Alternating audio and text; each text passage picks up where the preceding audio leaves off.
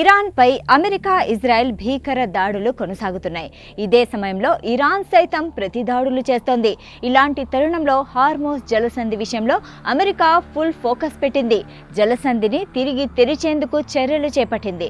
ఇందులో భాగంగా ఈ కీలక జలమార్గం సమీపంలోని ఇరాన్ క్షిపణి స్థావరాలపై అమెరికా సైన్యం దాడులు చేసింది. అమెరికా సైన్యం తాజాగా హార్మోజ్ జలసంధి వద్ద ఉన్న ఇరాన్ క్షిపణి స్థావరాలపై అత్యంత శక్తివంతమైన బాంబులతో దాడి చేసింది. జలసంధి సమీపంలోని ఇరాన్ తీర ప్రాంతంలో పటిష్టంగా ఉన్న ఇరాన్ క్షిపణి స్థావరాలపై పలు 5,000 పౌండ్ల డీప్ పెనిట్రేటర్ బాంబులను ప్రయోగించినట్లు యుఎస్ సెంట్రల్ కమాండ్ ప్రకటించింది. ఈ స్థావరాల్లోని ఇరాన్ నౌక విధ్వంసక క్రూయిజ్ క్షిపణులు జలసంధిలో అంతర్జాతీయ నౌకాయానానికి ముప్పుగా పరిగణించాయని చెప్పుకొచ్చింది. అమెరికా, ఇజ్రాయెల్ తమ దేశంపై చేస్తున్న యుద్ధానికి ప్రతీకారంగా ప్రపంచ చమురులో 5వ వంతు ప్రవహించే హార్మోజ్ జలసంధిని ఇరాన్ మూసివేసిన తర్వాత ఈ బాంబు దాడి జరిగింది. ఈ దిగ్బంధనం సముద్ర రవాణాను తీవ్రంగా దెబ్బతీసింది. దీంతో ప్రపంచ వ్యాప్తంగా ఇంధన ధరల పెరుగుదలకు కారణమైన విషయం తెలిసిందే. అయితే జలసంధిపై ఇరాన్ ఇప్పటికే ఓ ప్రకటన కూడా చేసింది.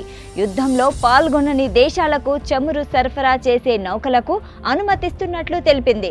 2022లో ఎయిర్ ఫోర్స్ టైమ్స్ నివేదిక ప్రకారం బంకర్ బస్టర్ అని పిలిచే ఈ బాంబుల ఖరీదు సుమారు $2,88,000. అయినప్పటికీ గత సంవత్సరం ఇరాన్ అణు స్థావరాలపై అమెరికా వేసిన 13,600 కిలోల బాంబుల కంటే ఇవి తక్కువ శక్తివంతమైనవి.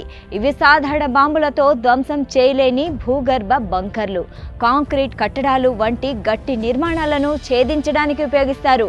వీటి బరువు సుమారు 2,267 కిలోలు. బంకర్ బస్టర్ అంటే భూగర్భంలో ఉన్న గట్టి నిర్మాణాలను ఛేదించే బాంబు అని అర్థం. క్షిపణి సైలోలు, కమాండ్ సెంటర్లు, బలమైన రక్షణ గల స్థావరాలను ధ్వంసం చేయడం కోసం భారీ బాంబర్లు లేదా ప్రత్యేకంగా సిద్ధం చేసిన యుద్ధ విమానాలు ఇవి. మరోవైపు నాటో మద్దతు లేకపోయినా ప్రపంచ చమురు రవాణాకు కీలకమైన హార్మోజ్ జలసంధి త్వరలోనే భద్రతలోకి వస్తుందని అమెరికా అధ్యక్షుడు డొనాల్డ్ ట్రంప్ ధీమా వ్యక్తం చేశారు.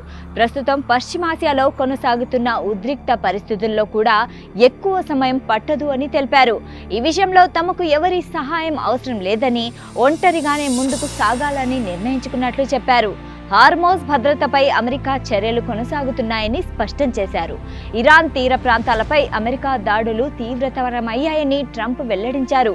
పశ్చిమాసియా దేశాలు, ముఖ్యంగా ఇజ్రాయెల్, అమెరికా మద్దతు ఇస్తున్నాయని చెప్పారు. ఈ సహకారం భద్రతా చర్యలకు కీలకమని తెలిపారు. అమెరికా సైన్యం రంగ ప్రవేశం చేస్తే వియత్నాం తరహా యుద్ధం జరుగుతుందని ఇరాన్ ఉప విదేశాంగ మంత్రి చేసిన హెచ్చరికలను కూడా ట్రంప్ తోసిపుచ్చారు. తమకు ఎలాంటి భయం లేదని, దేనికి కూడా భయపడేది లేదని స్పష్టం చేశారు.